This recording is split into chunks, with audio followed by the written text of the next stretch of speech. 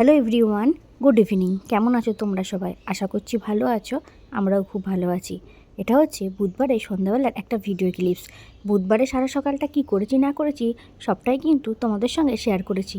তো দেখো, তোমাদেরকে এর আগের একটা ব্লগে দেখিয়েছিলাম যে আমরা কিন্তু একটা আলমারি ফাঁকা করছি। আসলে আমাদের ঘরটা না অনেকটাই বড়, কিন্তু ঘরে তিনটে আলমারি থাকে।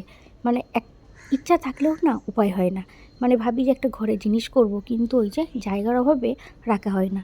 তা মায়ের যে পুরনো আলমারিটা ছিল, ওই আলমারিটা কিন্তু আমাদের শীতের সমস্ত জিনিস, বড় ব্ল্যাঙ্কেট, তারপরে আরও অনেক জিনিসপত্র রয়েছে। আলমারিটা পুরো ওটাতেই বোঝাই থাকে। ওই আলমারিটা কিন্তু মায়ের অনেক দিনেরই পুরনো বলতে পারো। আর আগেকার জিনিস তো অনেকটাই পরিমাণে ভারী ছিল, বের করতে কিন্তু প্রচণ্ড পরিমাণেই কষ্ট হয়েছে। তো দাদাও যেহেতু বাড়ি ছিল, আমি, দাদা, তারপরে ওইদিকে হচ্ছে তোমাদের দাদাভাই, দিদিভাই, মা সবাই মিলে কিন্তু আলমারিটাকে বাইরে বের করেছি। বের করে ঘরটা কিন্তু অনেকটাই ফাঁকা হয়েছে।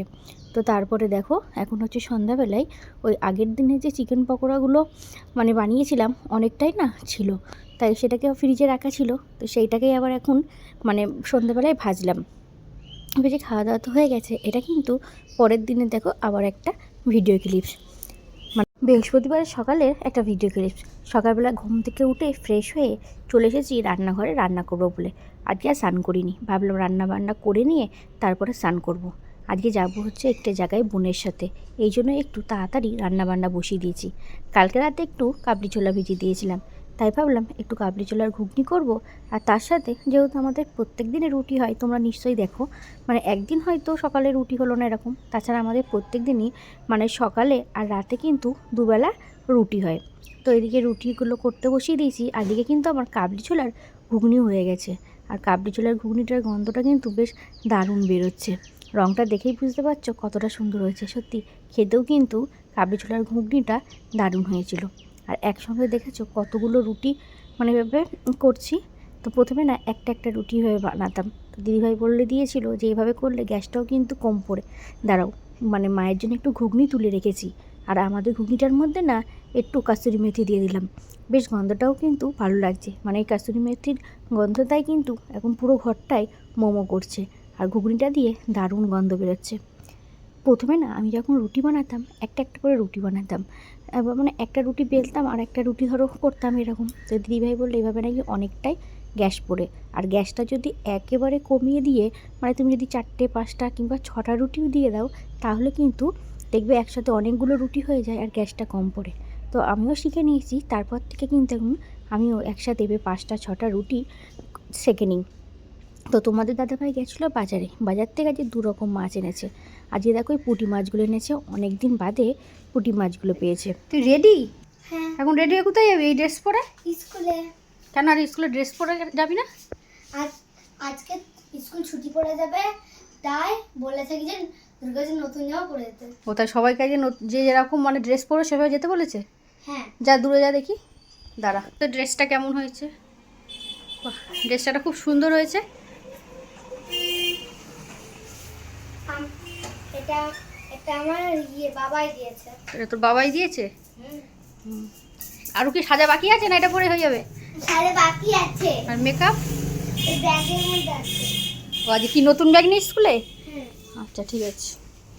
বর্মশাই বাজার থেকে আজকে 2 রকমের মাছ এনেছে পুঁটি মাছ, আর ওইদিকে এনেছিল জ্যান্ত কাতলা মাছ।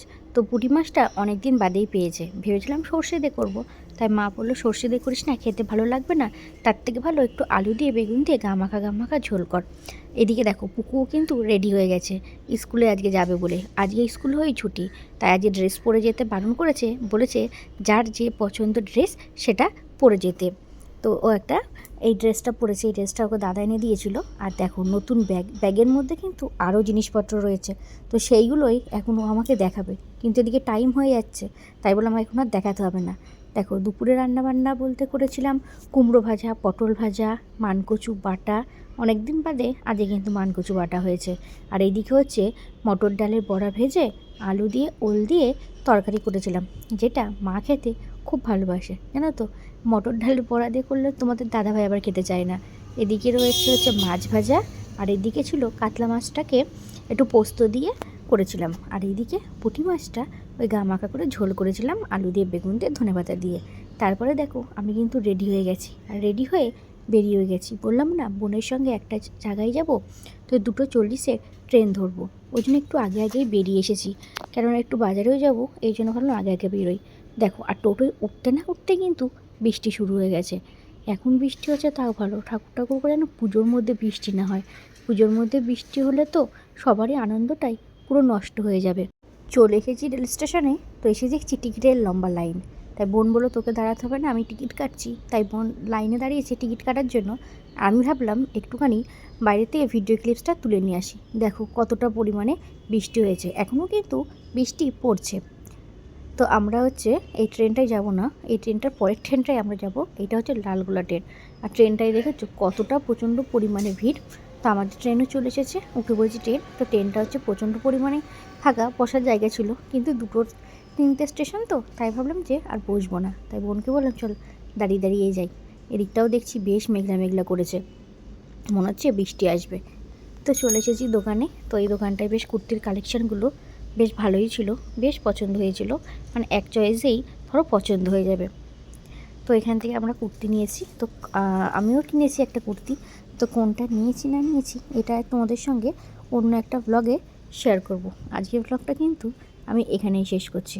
ব্লগটা তোমাদের কেমন লাগলো অবশ্যই কিন্তু কমেন্ট করে জানিও। যদি ব্লগটি ভালো লাগে তাহলে লাইক, কমেন্ট ও শেয়ার করে দিও।